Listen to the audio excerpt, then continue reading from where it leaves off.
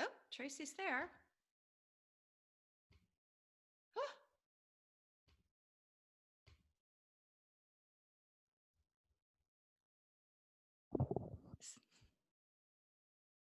Hey there.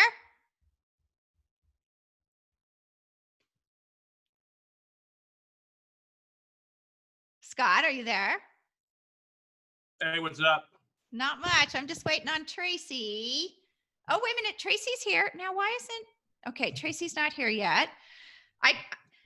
Do you want to, while I've got you on here, I have to wait for her before I go live. Do you want to co-host with me on the 16th? Oh, wait a minute. Sorry, the 9th.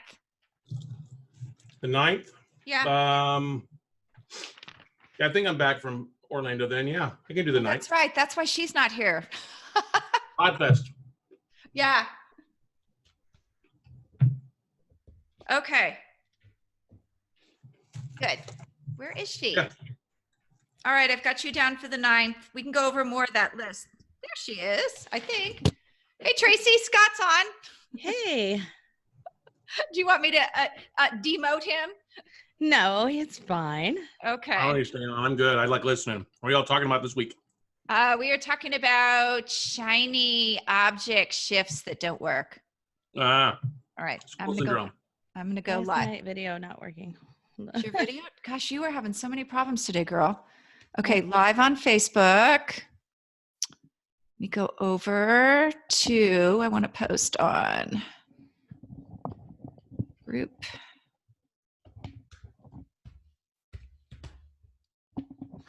Wait a minute. Share. Oh, no, I didn't want to share in a group. Whoops. No wonder it's not going to the right place. Share on what page I manage. There we go. Get the camera working. There we go. Did you get it working? Yeah, getting the camera working. Here we go. Okay. All right. Let's see if I can do a watch party over here.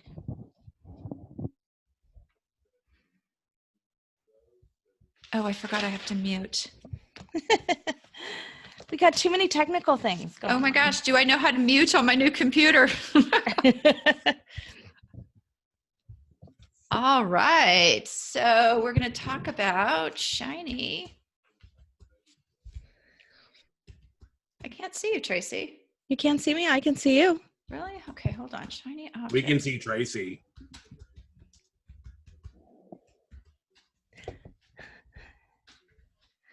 How do you shift with integrity? Integrity. Yeah, spelling seems to be an issue. Oh. It's a good thing we start like an hour before. Yeah, and then of course we still don't manage to get off. I know. Shiny object shifts.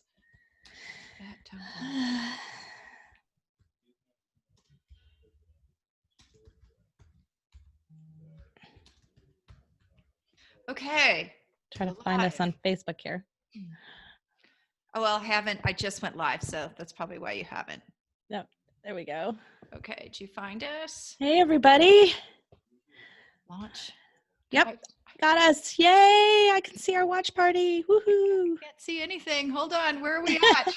We are definitely live. Yay. We're definitely live. We're back on live, and Juliet's back online. I know. Last week, I've spent a whole week back from Facebook jail without getting dumped again.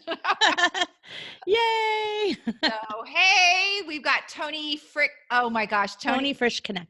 Thank you for saying that. Sorry, I think I say it right. If I say it fast enough, that I think it's right. And Paul Hoyt and Scott Carson, thank you all for joining us. We tried to get Paul on last week, but he disappeared. So I don't know what happened, Paul, but we knew you were there. So Tracy, welcome back. Thank you. Yay.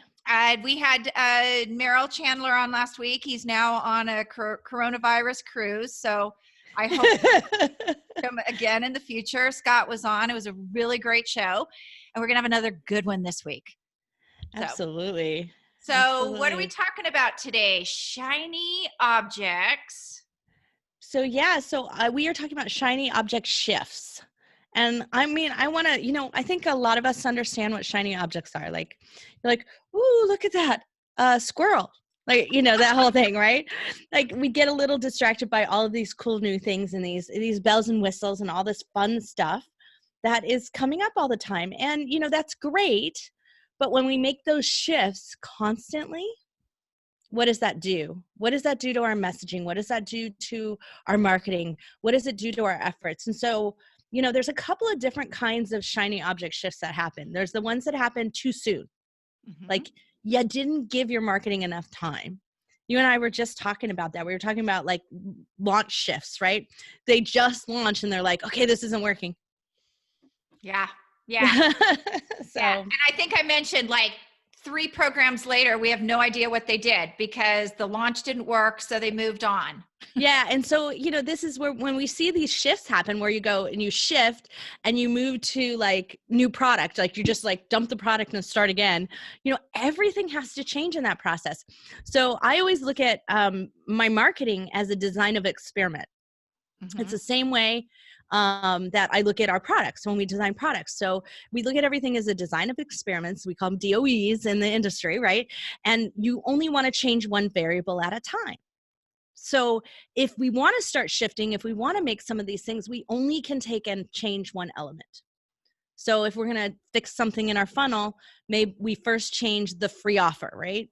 Mm-hmm. So we might say, okay, that free offer didn't work. I need to change the free offer.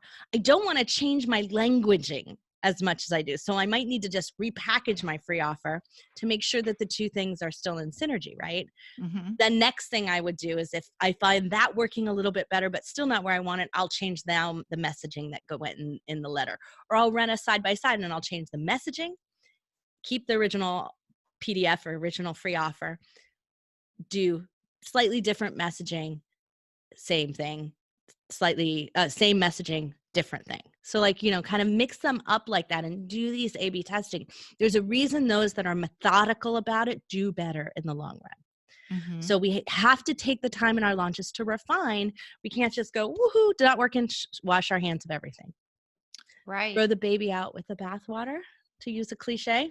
Yes. So how many times have you seen people, Tracy? And I see this a lot.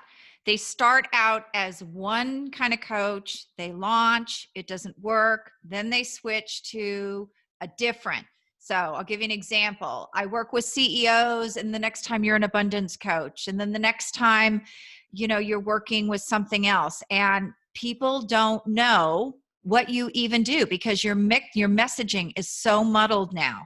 Yeah. Instead of that overcoaching, that sort of too many mentors, right? Like that's also like part of the complexity of what you're talking about, right? Yeah. You and I both know, because we have the same issue, is that, I have some clients, I swear, that are schizophrenic because, but I realize what happens is that they have a coaching call with one coach, then they get back to us and they make changes, and then they get a coaching call with the next coach, and then they undo that. And so that overcoaching is a problem as well. I'm much bigger fan of saying, if you want to do 6 months with one coach and then 6 months with a different one, with the understanding that it's building off of what you already did. Like when a coach wants to, pee all over everything, like to be a little crass about it, but to do that, to just kind of do that and just change everything to change it, that's not of value. Right. And that's again where we say we don't want to make these complete shifts. We want to make incremental adjustments till we're sure we're in the right place. So Paul here is saying, I always say, follow your Sherpa up the mountain. Yes. Yeah. Yes. All the way up. Don't switch Sherpas midstream, right? Right. Yeah. Unless, it's like, what's that big mountain that unless it's Everest and he died. No. Yeah. We're not going to follow them if they fall. Right. But the reality is that, yeah, we need to go, if you're committed to it, let's go all the way through and let's see why. You know, if there's indicators, like now there are indicators, there's early indicators to things and you're like, this isn't right. It doesn't feel right. Things are going wrong here. This isn't who I am. This isn't what I'm about. This isn't what I needed it to be. Stop that soon, right? Before you've gone fully into a program. But once you've gone fully into a program, I say you got to give it a chance. We were talking about marketing measurements a month ago. Mm-hmm. And we talk about the fact that our measurements are sometimes all screwed up. They're all messed up into terms of what we think. And we're measuring ourselves against something that's unattainable, like the best case. So, people will sell you a program and say, our clients did 100,000 listeners in 30 days on their podcast launches. One of their clients did that. Right. Yeah. And so we can't be measuring ourselves against something that isn't right for us, isn't right for our product. We need to be realistic about them and set them from the beginning. So if you want a desired outcome, you got to set it from the beginning that's the outcome I want. Right. So. But you have to, I noticed you said that there with, if you're uncomfortable with something, sit in the uncomfortableness for a little while though. Cause I'm going to, Yes, Scott, I agree with you there. Scott Carson is on this call. He's my coach this year. And I have to be really transparent. He has me doing something that I have to tell you, my first thing was, oh, I hate it when people do that to me. So I pushed back on him a little bit. And then the very first day I did it, somebody did push back on me. And I thought, I just contacted 100 people today. And that one person who was a jerk did that. Can I live with that? And I moved forward with it. And I got more and more comfortable with those conversations. So be a little bit more, don't worry about it's uncomfortable. If it's still uncomfortable 6 months later, that's a problem. Well, here's the thing is, look, I know I have really good instincts. Like I'm a decision maker. So I'll make a quick decision on something, but when I don't make a decision on something, something's not right. Something's just kind of on the edge for me. There's something wrong there. Mm-hmm. So, I've altered contracts at the last minute, done a few things like that because I thought something wasn't right. And in the end, I turned out to be extremely right. So you do need to listen to that inner self when you're, and I'm like shaking my new camera. So like, I got to be careful. I just noticed my new camera is like wobbling away here. So I bought a new computer and the camera sucks as bad as the last computer, which you all were complaining about because I'm like blurry. So I got one of these external cameras, but you know me, guys, I move. And evidently, if I touch the table, it moves too.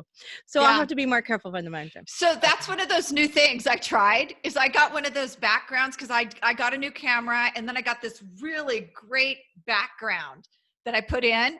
But every time I turn, because I talk with my hands, you know how when you have the fake backgrounds, like the hand disappears and the face the virtual background. Yeah, I don't do well with virtual backgrounds either. And your hair's like pulsing and the people are not buying because it's like your hair is pulsing. It's irritating. Yeah. Yeah. Just because they're trendy doesn't mean we should be trying them. These are shifts you should not be making, right? Some shiny objects that are not for you, right? So yeah, again, you just sitting in these things and saying, you know what, this doesn't feel right for me. There's something really wrong here. I need to fix this. That's very different than having shiny object syndrome, right? Like we really just need to be really clear here. Mm-hmm. You do have to be clear with yourself about where you're going. And if something isn't right in that process, you need to toss that out and say, this is not going to meet my desired outcome. There's no way it's not in alignment, right? So you toss that out. That does not mean, you can't stick with it, right? We're allowed to quit when things really aren't working and when they're really not right for us. Right. So, yeah. I don't want you sticking with it just because you're afraid to be shiny object. You're afraid to be known to have shiny object syndrome. No, you do need to quit when it's right for you. Right. So what about tools? Because, I know a couple weeks ago I had a client that I put some tools in there to help, and he absolutely refused. He said, no, I don't want more tools. I want sales. And it was like, but the tools help you get to the sale. Like, what do you do when you have someone like that? That's interesting. So, I think that for some people though, that's what it is that there's too much going on and they can't be successful for themselves because they can't learn something new that quickly. It's a lot to add to what they're already doing elsewhere. I like to find things and tools that do remove those for me. Not something new I have to learn, but something that's going to remove something. So classic example here is that um, I'm known to keep a clean inbox. I've spoken about this before. I'm known to keep a net zero inbox at the end of the day. So when I shut down my email at the end of the day and I won't look at it again till the next morning, there are no emails left in the inbox. It does not mean I have emails that I haven't done something to. It means I tagged them and said, do them tomorrow, right? So, but Tom's known for having thousands of emails in his inbox. Drives me crazy. Like, it makes me cringe. But in his mind, learning the tools to flag things, to remove them, to filter them, to do all of those things is so overwhelming that it's not worth the outcome.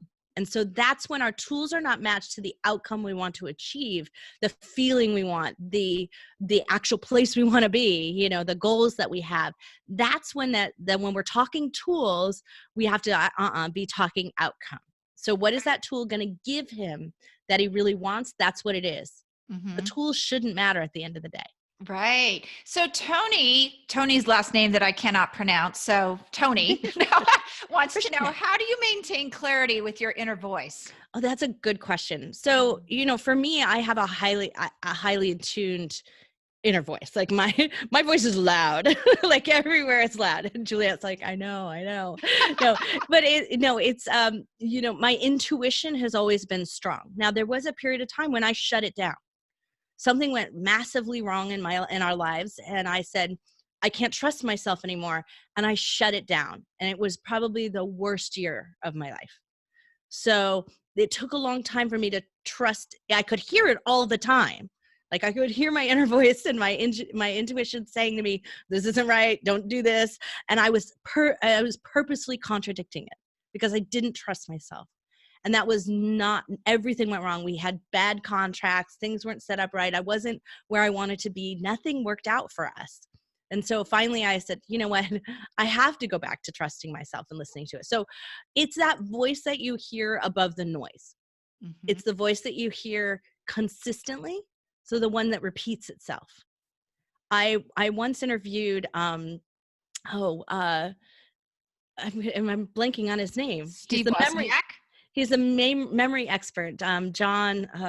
Oh, and we're all forgetting his name. I know. Isn't that terrible? Memory expert, right?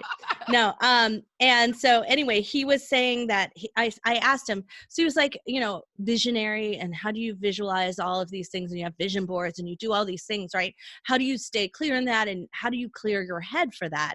And I said, I don't really think I can. Like, I don't, my head is noisy. And he said, but do you hear that voice that tells you what's next for you? And I said, yes, I clearly hear that. He said, then it doesn't matter.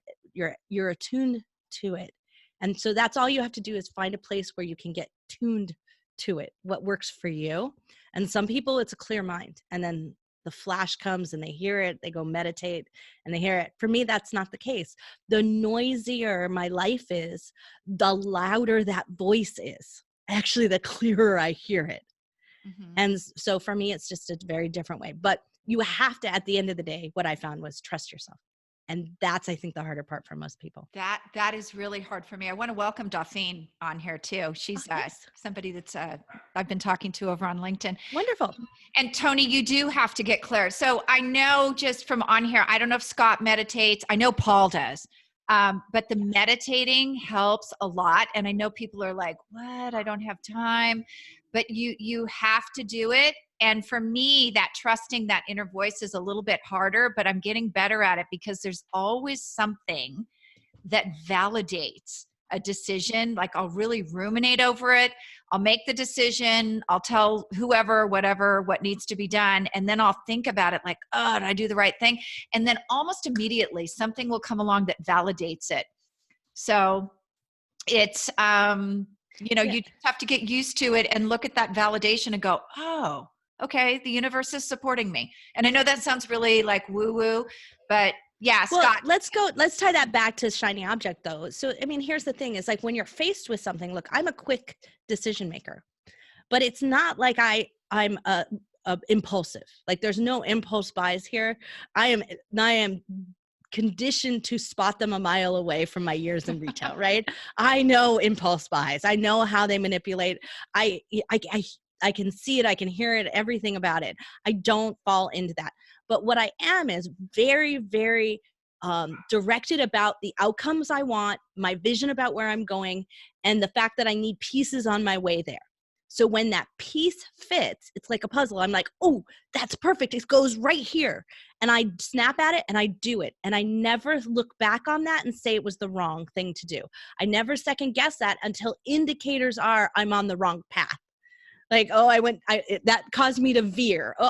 Okay, I need to redirect.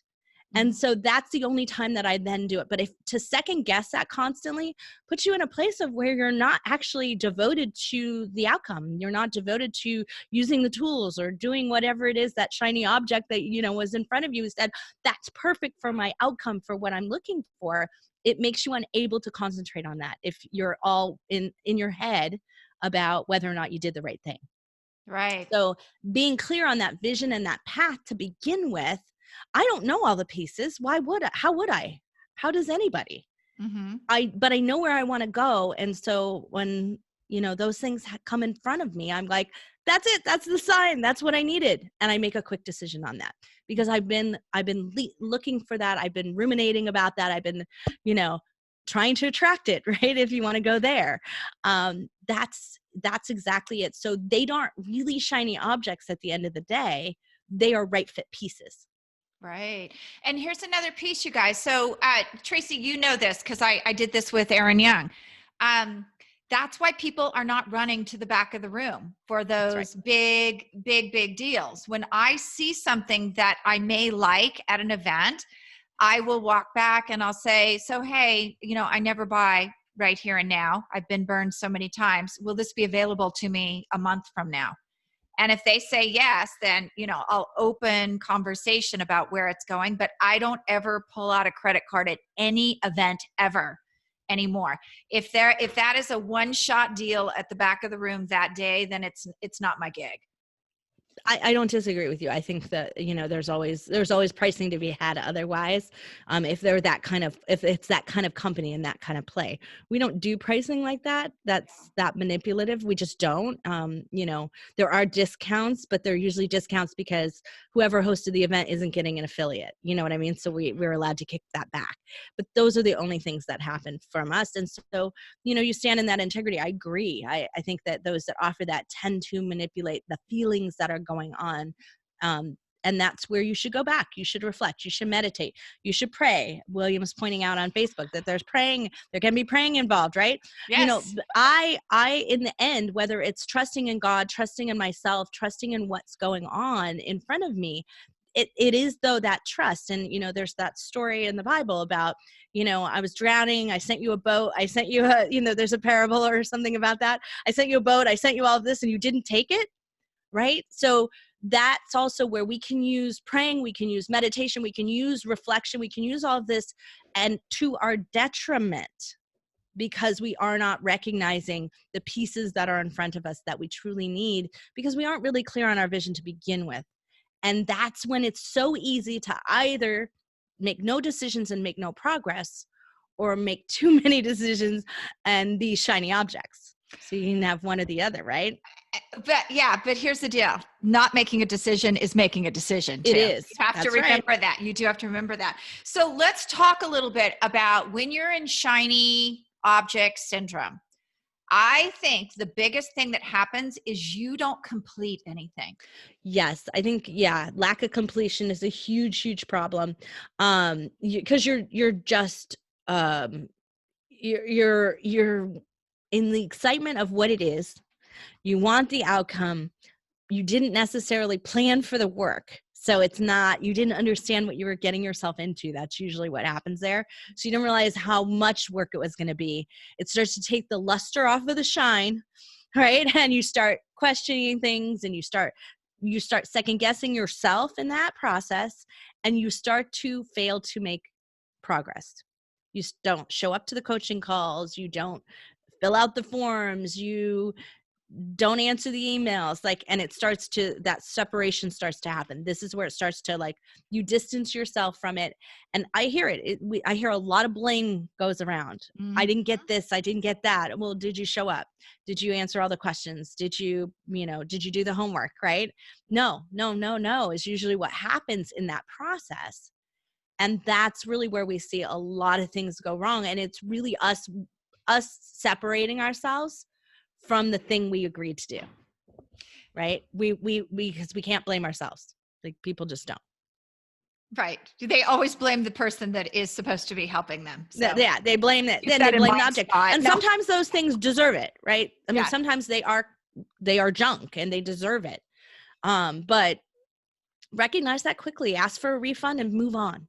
Yeah, no, that is great advice. And that's why that multiple coaching thing that we talked about, that over coaching, really doesn't work.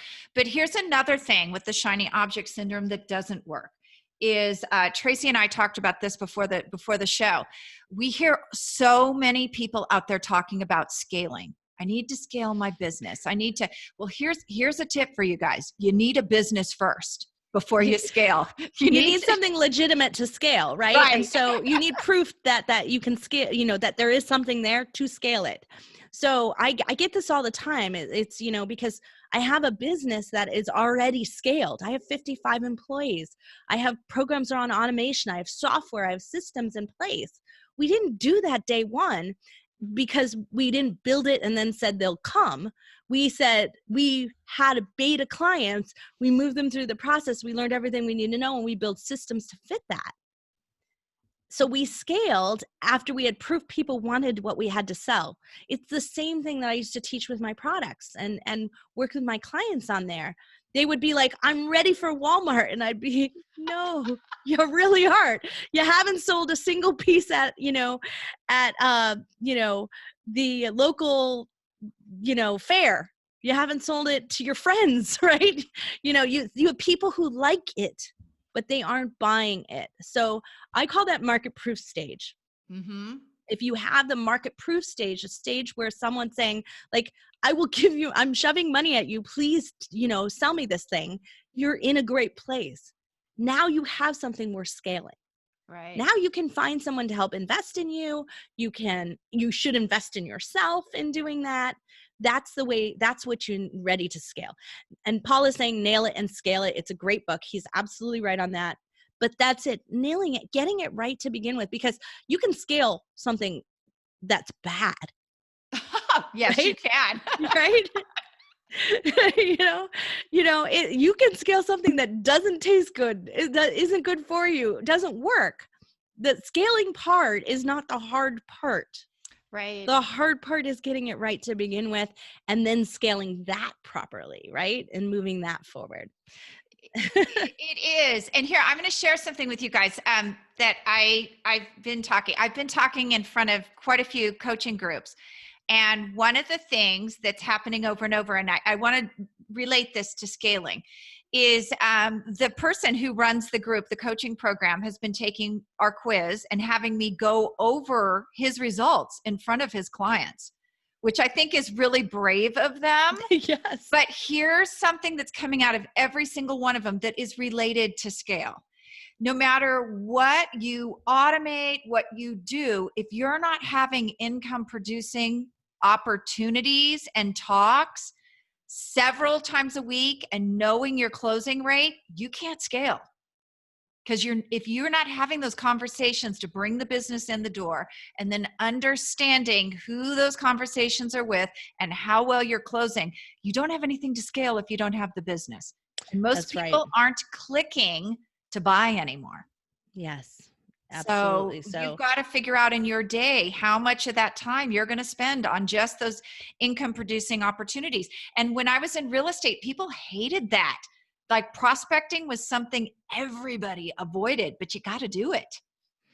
So yeah, I mean, you do have to do it.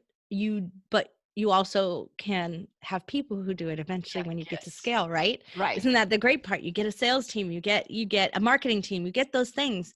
But if you don't do it intimately yourself, you don't get to understand what's needed to make that happen. Mm-hmm. And so that's really an important part of it, making sure that the all those aspects to your business are a significant part of your everyday. Makes an absolute difference to the outcome that you're going for. The other thing, we didn't talk about, Juliet, yet is too many things. Oh yeah. We call that the shotgun approach. That's what I call it in product. Like I used to have clients who would go and want to present to a company like Walmart or Target or Costco, and they'd present hundreds of products in one room all at once. Because they were just like, I don't care. This is our opportunity. We're in front of this. I'm going to give them everything, right? Well, when you buy like that, when you sell like that, it's too much all the time. Everyone's confused. No one wants to do. If you're buying like that and consuming and buying different marketing and trying to be everywhere at all the time, you've got this shotgun approach. You're never going to know what's working and what's not working. That's so true. So master one section, move on. Master something else, move on, right? So you guys, last week you saw Scott Carson gave us this list of 60. Yes. And you heard all of us discuss what we were doing, what we weren't doing. But this actually is sort of my Bible now, and one thing at a time. I just talked to Tracy before we got on that we're going to be adding a couple of those registrations next week. But that's how you have to do it. Is that working? If you try it all at once, you're not going to be able to identify what's working and what's not. And you're going to be doing a whole bunch of things that aren't working. Right. So you got it. And you're really in overwhelm. You're really constantly shifting because you're going to shift back and forth between all of these different things. None of them will work out well for you. Mm-hmm. So we get confused because we think we have we have capacity. Like I have hours in the day, or I have minutes, I could do things. But the reality is that we cannot multitask like that. Right. In our businesses, right? So John Riley's on our watch party, and he says, do one thing at a time, do it very well, then move on, right? Good advice. That is great advice. And also, here's another thing. Oh my gosh, we have so many people on today. Here's another thing. What hours are you really good in the day? For me, this is a good idea.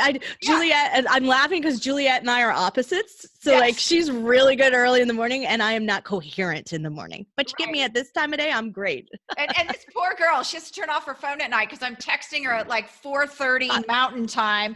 Like, hey, I got this idea, and I'm sure she's like got her phone off or throwing it across the room. No, I don't keep my phone in my room with me. That is my rule. I don't. I do not keep my phone in my bedroom. Oh, good for you. I should do that. I don't know.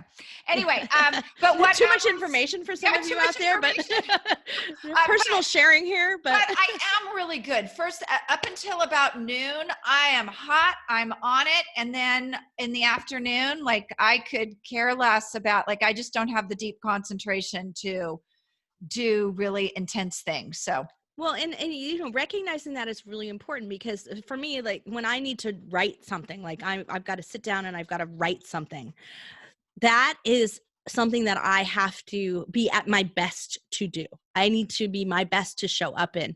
But it's also the one thing that you'll like, oh, I don't really need to do this today. I'll procrastinate my way out of it. So, and I'm really productive right now, so I'll do all my emails. No. You want to block that time and I try to do those mundane things at the time that I'm not best, because I'll just get them over with. You want to get something done fast? Yes. Ask a busy person, right? Like those hours of the day, I'm like, I want to be done with this. And I act like a busy person and I get them done. That's so true. And that's, I was talking about the quiz results that I did with one of the coaches. And that's what he said. He's like, I don't want to do income activities. I want to do busy stuff. So best book I ever read on this is Brian Tracy's Eat That Frog. And my list, I'm a list keeper, mostly to control my ADHD. But my top— We're both list keepers. So. I know. I have computer lists. I have 2 calendars. I have a paper calendar. I'm like really OCD about that. Anyway, those things that I don't want to do are the first things I do every single morning, because otherwise I will busy myself out of it. Yep, yep. So I used to have some. I call them the hazard rules of hiring. I've used them. Again, my product business. I would get people. They need to build businesses around their products. They can't be solo inventors. It doesn't work. So I would say the hazard rules of hiring. And my first 2 rules of it, and there are 5, but the first 2 rules are: you hire into your procrastination point, right? The thing that you don't get to, but you absolutely need to. It's absolutely essential. You hire into the thing you deep dive in that is not your income producing activity, right? So for Right. me, that's the financials. So like, I know it's important in my business, but it's important for me to review them, not important for me to do them. I still do my own, actually. I do too. And at this time of year, as I'm getting ready to, wrap up and do my business taxes, I'm like, again, I'm still doing this year after year. There's something wrong with me. I'm not taking my own advice, right? Mhm. So I have made my solemn promise. This is my last year. I will not do them again again. Next year, I will have an accountant. Hopefully one that I fired 4 accountants. Like, I'm renowned for being Yeah, harsh on them. I'm pretty bad about accountants So too. yeah, I will find a great accountant this year, and I'm setting that out there. I will find a great accountant that has business values that I can live with, and they will do my taxes next year. I will not do them myself. Tom's laughing, and here he's like, "Yeah, I'll believe it when I see it." But it is the thing where if I get into it, I will spend hours and hours. I won't even know how much time passed, right? So it's the thing that sucks you in. So procrastination point, the thing that sucks you in. Those are my top 2 people that I want to hire into my business, or top 2 services I want to hire into my business, because that will free me up to do the thing that I need to do to be an income producing entity, right? To Right. make sure that I have a sustainable business. Right. And sometimes I talk to you and you're like me, that we're, oh, I've been on the phone all day. And that's what we all need to be doing all day. I'm good with that. Like, I'm really happy if I'm on the phone all day, if I'm doing interviews and combined with consults, then I know that I'm being of value. That works for me. I know that is the best use of my time. Mm-hmm. No, I do too. And I love being on the phone with people too. So that really helps. That works. Yeah. And I think I've been on the phone with except for Tony. I haven't been on the phone with Oh, Tony. you should get on the phone with Tony. You guys have had get along great. So, yeah, absolutely. So everyone out there, I get these shiny objects come to us, and there are some exciting new things out there, but so often by the time they're packaged up neatly at the event, they're actually not as new as you think they are. Yeah, that's true. I was just looking at the traffic and conversion speaking schedule, and I was like, tried that. Know a lot of people who failed with that. Like, 3/4 of what they're presenting as big name speakers at their event, their programs don't work. Mm-hmm. Whether they're Facebook, get Facebook page likes, their marketing messaging, chat bots, right? Like, there's a whole bunch of programs out there where I'm like, none of those that I've seen are working. There's a good 1/4 of them that are like brand new, interesting. I know they're on the cutting edge, but they also maybe aren't working enough yet. They don't quite have enough proof yet. So they got this kind of weird combination of like old news and news that is too new to be utilized. But that's the shiny objects that they know they can attract their audience to, because the digital marketers don't have a big attention span. But you know what does work? Building relationships, being on the phone, having appointments. Guess what? It's in. It's so funny because I know a lot of people like my age, like 50 and above, and I'm somewhere in that above. They really got a little bit, I don't know how you say it, but they got overwhelmed with digital and the things we used to do, less the Rolodex, the Rolodex is not back in, is really what's in now, is talking to people, building that trust, and having those income producing conversations. Right. Absolutely. And it's so interesting because I actually got fooled by a email that was an auto email, but I got fooled by it because we have like 4 clients named Whitney. So I thought it was one of the four. So that's why I got confused by it. So in all fairness, I just thought Tom probably told me that this person's reaching out to me and I forgot. Like, so I just answered it. But when I answered it and the response came back within like a minute of my sending it, and it's a really long email, I immediately knew it was a bot, right? We are all wise to it. Even if it's only on a gut level, we're like, something's not right about that email. Something's not right about that messaging. We're all right about it on that. But when somebody actually reaches out to me and says, hey, I'd like a call with you, I'm like, I'm all there. It happens. So, you know, it's so interesting how many people are saying, I'd rather just do this volume and let some of these come to the top and something will happen. And if I just do more, it will be better. And then there's others of us who would just rather do all the quality. So like you kind of have to look at that and say, which ones of these fit me? And when you're evaluating all the shiny objects out there, make sure that they fit you too, because there's going to be some that don't. Yeah, definitely. Yeah. So we went kind of over today, but next week, we're actually going to be talking about something pretty cool that you and I are both doing. Yeah. And it's repurposing multiple lives into promos and into different podcasts, different ways to repurpose lives. So live streams, right? Live streams. Multiple. Yeah. So are you doing Facebook Live? Are you doing, there's a very limited number of people doing LinkedIn Live, but are you doing a live for your podcast? Are you doing, what are you doing lives for, and how can you repurpose that? And maybe we'll even, I'm not going to make a promise, but I'm using Hanny Mori's repurpose.io. So maybe we'll have him come on for a minute. Oh, you should do that as a follow-up when I can't be there. Oh, I already invited Scott. Well, you can ask. There's two. I have to miss 2 next month, guys. Sorry. I'm away at Podfest, and then I'm away at a bat mitzvah. So I'm not. I know. I have a friend, so we have to fly all the way back east for. So I'm away for 2 weeks. I'm away 2 weeks in the month, but I'll be there. We have five Marketing Monday Mixers in March. Did you guys all catch that? She has a friend. Keep that in mind. Besides me, she has. Well, actually, it's not even my friend. I say that. It's Tom's friend from high school's daughter, from grammar school, from 3rd grade. One of his really best friends from 3rd grade, and it's his daughter. Oh, how cute. And so, yes, so we won't miss it because, you know, hey, we're that good of friends. But yeah. So you say it's my friend. Yeah. Okay. So that's what we're talking about next week. Yeah. And maybe I will. Maybe I'll push Scott off a little and well, it doesn't matter, but somewhere in the month, have that happen. That would be really great. Yeah. Because we purposed that. And John Rayleigh's is on actually, and he's mentioning, he said, it's so your friend, still my friend. Oh, okay. It counts because we've been, Tom and I have been married so long, right? Okay. Still counts as my friend. So anyway, but you should definitely have Hannah Mori on, because repurpose.io is great. That's its purpose, right? So we're going to talk about that. So I have to ask before I jump off, is Tom's dad on Facebook? Tom's dad is on Facebook. He just joined our watch party. Oh, did he really? Because I didn't see him come on to the watch party, but I saw the most beautiful post from him on Tom's birthday. I was like, oh, why couldn't my parents write sweet stuff like that instead of just handing it to her?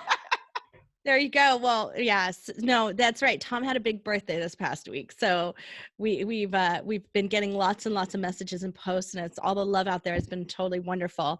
But but he joins our watch party regularly, so he'll have to comment next time. Oh, you want to give him a shout out? Yeah, Peter Hazard is on. I saw him on, and he regularly joins in. And, you know, it's so interesting because his business is totally different. I mean, he's a teacher and in the music industry and has done some amazing things, and he just retired. Oh, wow. So he has plenty of time to watch your shows. He's had time to watch our show. I hope we're adding value. Anyway, thank you all for joining us. It has so much fun. We love our Marketing Mondays, and be back next week. Can't wait. And thank you to everybody who showed up on our live. We're going to have to figure out a way to bring these guys on and let them ask questions live. Yeah, maybe we need to add that to our monthly mix. Yeah. A marketing Q&A. Okay, cool. Well, thank you, Paul and Dauphine and Tony, and some of them went away. So I guess we're boring. No, he has a show after this. All right, you guys, see you later. Bye.